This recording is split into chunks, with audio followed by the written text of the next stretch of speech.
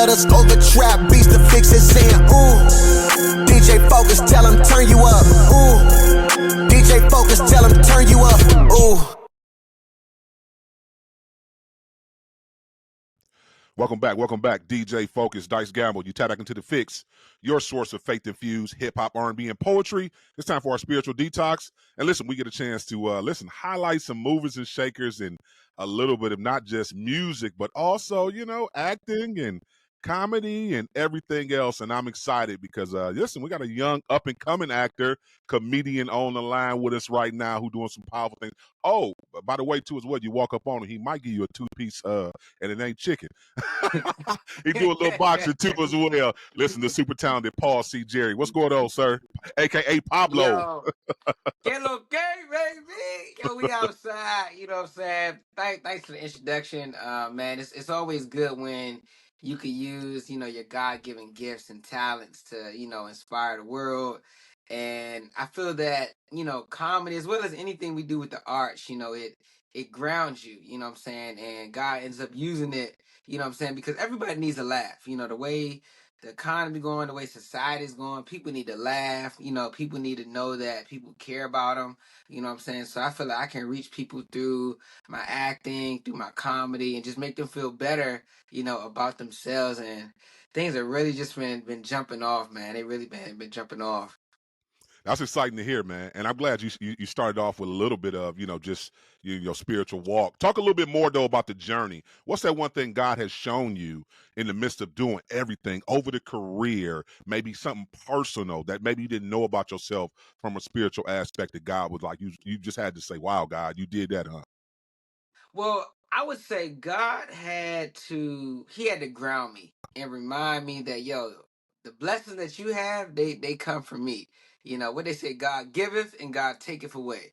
And in 2011, March the 7th, I lost my mom to breast cancer. And DJ Fixx, man, that was a rough time for me. I'm thinking to myself, man, okay, I'm in college. Do I finish college? Do I drop out? And God was saying, just stay the course, stay the course. And it was only through acting and God that helped me to get over the pain of my mother. And then right after I lose my mom to breast cancer, 2 years later, I lose my little brother, you know what I'm saying, to Wow. suicide. And so Wow. mental health, is very, very important to me. And during this time, I'm like, God, like, what's going on? And God was saying, hey, I'm with you. Despite of everything that's going on, there's a reason for all this pain and this trauma that's going on in your life. And I started thinking about Joseph and thinking about Job and how they went through so much. But God was like, hey, even though you're going through a lot right now, what I got planned for you is so much bigger. If you could just weather this storm. And when I tell you, after I weathered that storm, and I was like, you know what? I started seeing a therapist, for my mom, and because I haven't really cried. And, most men, they tell us you're not supposed to cry, you're not supposed to get emotional. And that's all false because all that pain, DJ Fixx, was built up 11, 12 years. And then when I finally released it during the acting gig, I could just feel that weight coming off of my shoulders, man. And I can't tell you how many times my mom is right there with me. She passed away at 424 March the 7th, 2011. I might get some food. The receipt say 424. I might pull up my watch, 424. I might drive. The gas say 424. Or I see an address, 424, or a phone number. And I'm like, okay, Ma, you right there with me. But to go back to your question, man, God just had to show me that He was with me. And no matter what I was going through, no matter how bad the trauma was, like He was still right there by my side. And I needed that because people, they don't stay in your life a long time. And sometimes you just need that foundation to say, look, I got you. I got you. Trust me. Just trust me. Listen, I thank you for sharing that, and definitely my condolences to you for your mom as well as your brother. I Um, appreciate it. I'm glad that you talked about therapy and you understanding the importance of. Listen, I might need to go talk to somebody. Um, does the grieving process, just can you share with the people what does that look like to you, just continuing over the years? Do you have moments where you break down or you're stressed out and it's because of you're still grieving the loss of your mom and your brother? So I did have the grieving process, and like you was talking about the boxing before. I started doing the acting part of like grieving. It would just be days I might think about my mom. Like I'm just go to the gym. I'm gonna fight the pain away, and that was cool. But as soon as you leave the gym, all that sadness come back. You know, Mother's Day coming around. I'm looking at everybody celebrating with their mothers on my mom's birthday. I'm like, man, or Christmas or the holidays, Thanksgiving, and she's not there. My little brother isn't there. So I'm like, what do I do? But now I'm comfortable with, releasing some tears or crying. And when I'm acting, I could kind of like have that therapeutic moment on screen, and the director or producer, they don't know why I'm crying or what my motive is, but I know deep down inside what I'm doing, and I feel safe now where I'm like one with my emotions. And when I cry, whether it's on camera or just in the confinement of my room, I'm okay with releasing that. And sometimes I write letters too, to my mom. Hey, mom, look, just booked another Yes. movie, just booked another series. Look, I know you proud of me. I kid you not. My room, I have the what do you call them things? The room darkened the curtains on my room, and I wrote my vision board up. And mind you, DJ Fixx, no light can get into my room. And I wake up and there's a rainbow over top of my vision board. And I have all the, platforms I want to be on, the Netflix, the Hulus, the Paramounts, the actors I want to act with.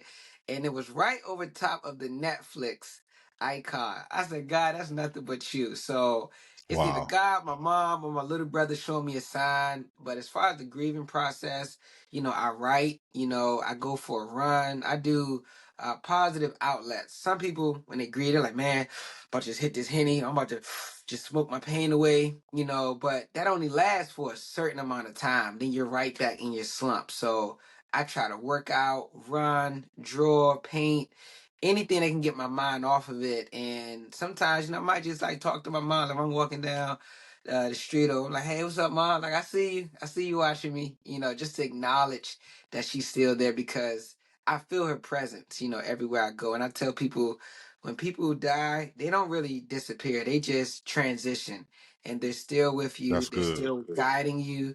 So don't ever think that because they're gone, they're just invisible. They're just not there with you physically. But I can't tell you how many times accidents, I miss cars trying to like try to knock me off the road, and I know it's my mom like right there with me. So to anybody out there, your loved one is still there with you. You just got to be open to see the signs of them talking to you.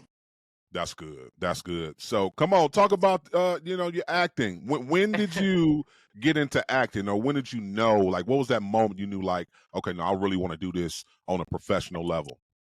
Okay, so I was doing it in high school, you know what I'm saying, doing it in college. And when I realized this is something that's really good is when I was able to fool people in real life. I said, okay, I can Mm, act. I said, it ain't just acting on camera, but, in real life. I was in college. I don't drink, I don't smoke. But my mom, rest in peace, she gave me a flask with my line name on it, Too Pure. And I had put, orange juice, apple juice. I'm going to the clubs. I'm like, yo, we turned. What's good? I'm like, man, whatever Pablo drinking, I want some of that. And they're like, yo, let me get some of that. I'm like, no, no, no, no, you can't get this. This mine. They was like, come on, Paulo. And they would have known when I opened up the cup, some orange juice, some Kool-Aid. And so when I started seeing that, hey, I could fool people in real life, I said, I really want to take this even more professional. And that's when I started taking classes. I hooked up with my acting coach because I was about to sign with BMG. It's like a bi-coastal agency. And my auntie, Starletta Dupois, you probably might have known her. She was in Friday After Next. She was in First Sunday. She's like the grandma of Hollywood. And she okay. said, Pablo, before you sign, you need to work on your chops. I said, chops? She said, yeah. She said, you need to get into some theater because it's easy for an actor to go from theater to film. Because, when you're in a play, you're exuding, you're yelling out. But when you're doing a film, it's more intimate. Right. And I was like, okay. So I started, with my acting coach, and he started working with me. And he was actually the one, DJ Fixx, that helped me to open up, about my mom, because I was playing a crackhead. Don't laugh. I I seen it played the already. crackhead. No, I seen it. I seen it. Yeah. Yeah, so I played this crackhead in the 80s, and I'm needing my fix and everything. I'm trying to get my fix, and he said, Pablo, I love the character. I love that you got the lines memorized, but I'm not really feeling it. He said, you got to remember, you haven't had no crack in 2 weeks, so you can imagine what your body is going through. And I was like, okay. He said, do me a favor. He said, close your eyes. Closed my eyes. He said, "When the last time you cried?" I said, "Man, to be honest, when my mom passed away." He said, "What was going on through your mind?" I said, "Man, I was thinking, God, why did you take her? She was so special to me. She was like the number one woman in my life." And he was like, "Well, if you could say one thing to her right now, Paula, what would it be?" Like, Mom, I said, Mom, I miss you, and I still think about you. He said, "No, that's acting." I said, "Damn." He was like, "You're a good actor. Can go there and come back." And when I tell you, when I started crying. Everybody wanted to run up on stage. Paula, man, you all right? You all right, man? You look like you was really just going through that stuff. I was like, I said, really, it really was. And going through that mindset, that just transitioned me, DJ Fixx, until I went and auditioned for my first short film at Towson University. I just wanted to be in the background. I said, hey, I just want to be in the background. And it was like, nah, Pablo, man, I think we want to audition you for the lead. I said, the what? They was like, the lead. I said, yo, stop playing with me. Like, come on now. And ended up being a lead role in that film. It's on YouTube now. It's called Second Chance, featuring Prince Paul. And then right after that, things just started trickling down. My buddy Barry, he wrote a film, Camp Wilson, with Omar Gooden in it, and we ended up doing that film. I was a detective. And the funny part is, because I'm a police officer, I kept getting casted as cops and detectives. I said, look, don't typecast me. I said, come on now. And then it wasn't until 2021 is when I did the crackhead role, and I was able to show my comedic side. I'm like, hey, Pablo got range. He could be serious. He could be funny. And now things have just been like jumping off. I have an agent now. And I ended up booking an agent, DJ Fixx, on the Humble. I was at the American and Black Film Festival in Miami, and ended up meeting an agent down there. Pretend like me and you are just talking. Right. She was like, "You an actor, ain't you?" I was like, yeah." She was like, "I could see you on Power. I could see you on what was it, BMF?" I said, "Yeah, that's cool. That's cool." She said, "You got an agent?" I said, "No, I got a manager." She was like, "Are you SAG eligible or SAG?" I said, "I'm SAG eligible." She said, "I want to sign you." I said, "Stop playing with me. Like, don't do this. Like, cause when you go into the acting round, there's a lot of people that try to use you. I'm like, hey, make you promises, and none of this stuff can ever happen." And we ended up signing with her. It's about to be a year now, and things have just been moving. It's just nothing but God. And I took a risk, going down to Miami. Wow, that's a good risk, and God showed up for you. Right. What's that? If you had to pick, which one did you like more? Do you like acting more? Do you like maybe doing more stand up and being more a comedian more? Man, it's crazy because they're almost like neck and neck. I love the instant laughs, from comedy, but I love the way I get to tap in and out of characters, with acting, whether it's Spanish, drug lord, or whether it's somebody British or somebody Southern. Like, come on, that mama, that Jesse Lee, she talking about them pies down at the church. Come on, now, So I Right. like the characterization, in acting, but comedy, I like comedy, but right now I think acting is above comedy, but they almost neck and neck. What you working on now? What? Come on, tell the people what movies Okay, or series so you working on. we have a new series that I just booked called San Diego. We're gonna be starting to film that this month. There's another series that we're working on called Crew. They're both gonna be filmed in DC. I'm also working on a really, really big stage play written by my bro Barry Battle. We're gonna be in Macon, Georgia on May the 11th, and you guys can get tickets. We have Omar Gooden. He's playing my father. We got Dorian Wilson. As y'all know, Professor Ogilvy. We got Vanessa Simmons. We got so many great, great actors. That's gonna be May 11th. The website is blnkent.com. blnkent.com. I was just in a romantic comedy called Singled. That's out on YouTube. I'm in two films on BET Plus, A Wesley Christmas. A Wesley Christmas Wedding. You can catch me on HBO Max, episode 1, season 1 of We Own the City. And then the romantic comedy on Amazon Prime is called Thanksgiving Roast. And then we have the one on Tubi called A Naughty Christmas Story. So we've been booked and busy, man. I just did a commercial too with Capital One as well. So just working on balancing the commercials, comedy, and the film. Oh, I forgot to tell you, next week. Actually, yeah, next week. Next week, the 13th and the 14th, I'll be doing 2 comedy shows at the South by Southwest Comedy Festival in Austin, Texas. And then we'll be going to LA on the 15th. So That's I what's got a up. crazy schedule. Crazy schedule, man. What's that one thing you would tell to an aspiring actor, comedian who is looking to start their career? What's some words of encouragement or just some advice you would give them? Okay, first of all, don't give up.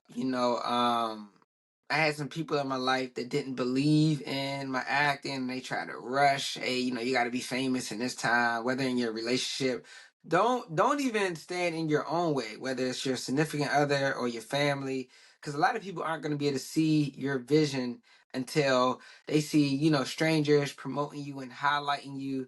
So number one, don't give up. Always try to become better. I'm always studying scripts, studying actors. When I watch movies, don't just look at, the entirety, look at, okay, why did this actor make that decision? Why did they squinch their eyes? Why did they do this? Why did they do that? Hold on, Jalil. It's my nephew. Also too, stay in classes, because acting is an art. You have to learn, how to say this, how to say that. There's a million ways you can say I love you. Like, man, I love you. Babe, I love you. You plead her, oh man, I love you, bruh. And knowing the direction of the word is gonna determine the tone of the script, and you got to keep God first, man. I tell people I'm doing the same thing I did 10 years ago, but I'm doing it with God now. I said, God, look, before I made a decision to God this year, I said, I'm gonna read the Bible in a year. And I said, before I study any movie scripts, film scripts, I'm gonna study the original script. And I can't tell you, DJ Fixx, how many times I get calls about acting gigs, this and that, while I'm reading my Bible. And once you show God that you put Him first, He'll make all your dreams, become a reality. And I tell people, a lot of people died just so I could have a life, and that's why I give my life as a sacrifice. That's what's up. Listen, before I get you out of here, I got to ask you a hip hop question because we do faith-based hip hop here on the show. So Okay. I do want to ask you, just in your humble opinion, because I know you like hip hop. I seen your, social media pages, so I know you are in the culture. Where do you think the state of the culture of hip hop is right now? I know last year we celebrated 50 years of hip hop. Where do you think we are overall? Just hip hop. Does it still have the essence, the meaning, the power that it had when it came out in the 70s, with empowering the culture, with making sure we speak about hard conversations we need to have, whether it be political, whether it be in the community? What do you think the state of the culture of hip hop is altogether? I feel like it's up in the air. You have, some rappers that still kind of stay true. Like, my boy J. Cole, he's still, giving, them heartfelt messages, even from like the Love Yours all the way down to what he's doing now. But I still miss, the Most Def, the Tribe Called Quest, what I'm Okay. saying? It's I not didn't. as I didn't much figure you. I as didn't figure it you used for a to be. backpack rapper. I didn't figure you for a backpack rapper. Okay. Okay. Yeah, I like that substance, you know what I'm saying? I want to be empowered, but now music is made just to sound good, make you feel good in the club. A lot of these rappers, they're rapping about stuff they don't really do, the Percocets, the Xanax, the drugs, this and that. And back in the day, we rapped about the environment or not succumbing to the environment. Now, like, hey, when I'm high, I do this. When I'm drunk, I'm do that. And it's just catchy and it sounds good. But a lot of this new hip hop isn't gonna, I don't think it's gonna last like it did, back in that Tupac era, back in that Biggie era, what I'm saying? The Trap Called Quest, era. Like, we was playing that joint, what's the joint? Back in the day on the Boulevard. we was playing that on set, and then like everybody on set is like jamming to this. But she plays some now. I'm like, bro, what you say? I'm like, bro, slow down. Tranquilo, papi. I cannot understand. Back in the day, like you could understand every word, you know what I'm saying? It was so poetic, you know what I'm saying? Even with like, the women, you know what I'm saying, in the R&B, everything just like made you feel good. Tevin Campbell's SWV, so many groups that just made you feel good. And I have an old soul, DJ Fixx, man. I still be listening to the Cameo.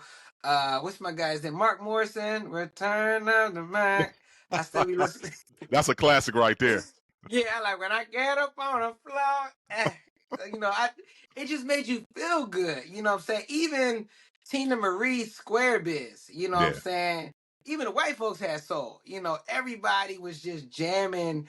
And I think the music back then made you feel good. Now it's just something good to listen to while you driving. But when you feeling like down, you might not listen to them, but you might throw some J. Cole on, you know what I'm saying? Or some Kendrick Lamar, you know what I'm saying? And those are some of like my top guys that are like. Also too, as far as gospel rap, I listen to my boy Kevin Ross. He got this really, really dope song called Sweet Victory. That's really good. Lecrae.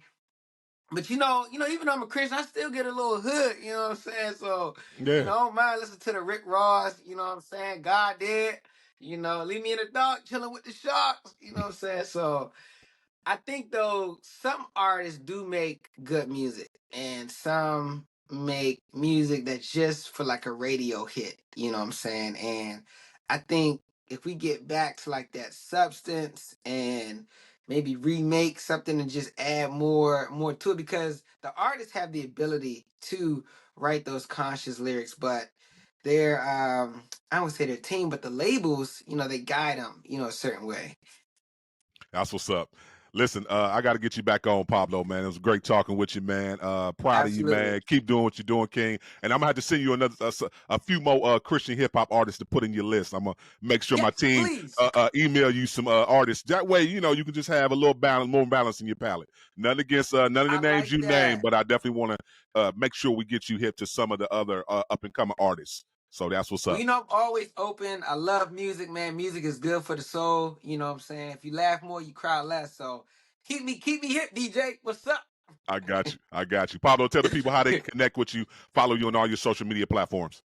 You can follow me at Paul, Paul, the letter C, Jerry, Jerry, on Instagram, Twitter, TikTok. That's also my website. I'll be keeping everything updated with the shows, movies, plays.